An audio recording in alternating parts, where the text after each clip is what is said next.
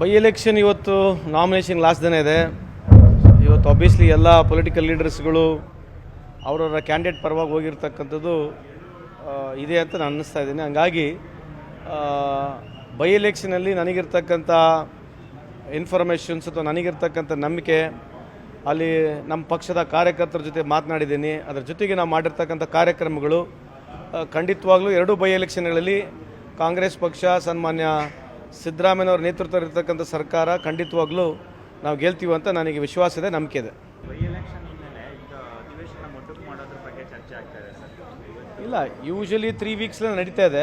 In between holidays ಇದ್ದರೂ ಕೂಡ ಏನು ಅಧಿವೇಶನ ನಡೆಸಬೇಕು, ಮಿನಿಮಮ್ ಎಷ್ಟು ದಿವಸ ನಡೆಸಬೇಕು ಅಷ್ಟು ನಡೆಸೋದು ಆಗಿದೆ.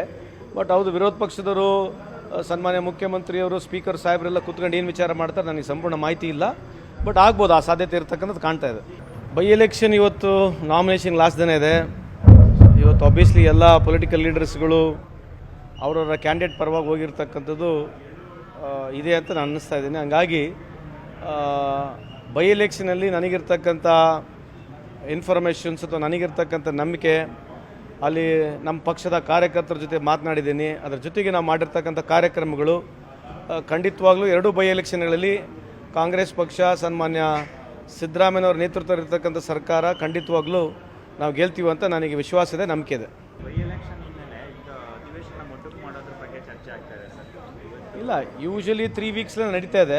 ಇನ್ ಬಿಟ್ವೀನ್ ಹಾಲಿಡೇಸ್ ಇದ್ದರೂ ಕೂಡ ಏನು ಅಧಿವೇಶನ ನಡೆಸಬೇಕು, ಮಿನಿಮಮ್ ಎಷ್ಟು ದಿವಸ ನಡೆಸಬೇಕು ಅಷ್ಟು ನಡೆಸೋದು ಆಗಿದೆ. ಬಟ್ ಹೌದು, ವಿರೋಧ ಪಕ್ಷದವರು ಸನ್ಮಾನ್ಯ ಮುಖ್ಯಮಂತ್ರಿಯವರು, ಸ್ಪೀಕರ್ ಸಾಹೇಬರೆಲ್ಲ ಕೂತ್ಕೊಂಡು ಏನು ವಿಚಾರ ಮಾಡ್ತಾರೆ ನನಗೆ ಸಂಪೂರ್ಣ ಮಾಹಿತಿ ಇಲ್ಲ. ಬಟ್ ಆಗ್ಬೋದು, ಆ ಸಾಧ್ಯತೆ ಇರತಕ್ಕಂಥದ್ದು ಕಾಣ್ತಾ ಇದೆ.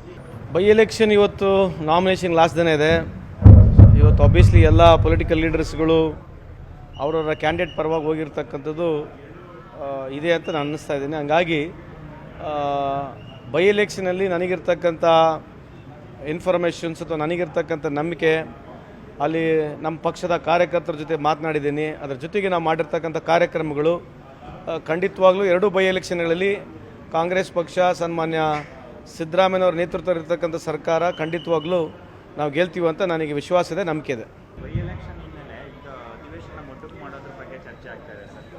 ಇಲ್ಲ, ಯೂಶಲಿ 3 ವೀಕ್ಸ್ ನಡೀತಾ ಇದೆ.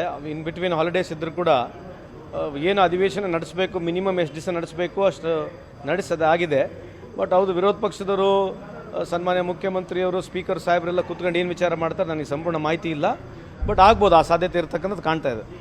ನಿರ್ಭೀತ, ನಿಷ್ಪಕ್ಷಪಾತ, ವಿಶ್ವಾಸಾರ್ಹ ಸುದ್ದಿಗಳಿಗೆ ಮತ್ತೊಂದು ಹೆಸರಾಗಿರುವಂತ ನ್ಯೂಸ್ 18 ಕನ್ನಡ ಈಗ ಆಪ್ನಲ್ಲೂ ಲಭ್ಯವಿದೆ. ದಯವಿಟ್ಟು ಇಲ್ಲಿರುವ QR ಕೋಡ್ ಅನ್ನ ಸ್ಕ್ಯಾನ್ ಮಾಡಿಕೊಂಡು ಆಪ್ ಅನ್ನ ಡೌನ್ಲೋಡ್ ಮಾಡೋದಕ್ಕೆ ಮರಿಬೇಡಿ. ನಿಮ್ಮ ಬೆಂಬಲ ಹೀಗೆ ಸದಾ ನಮ್ಮೊಂದಿಗಿರಲಿ. ಧನ್ಯವಾದ.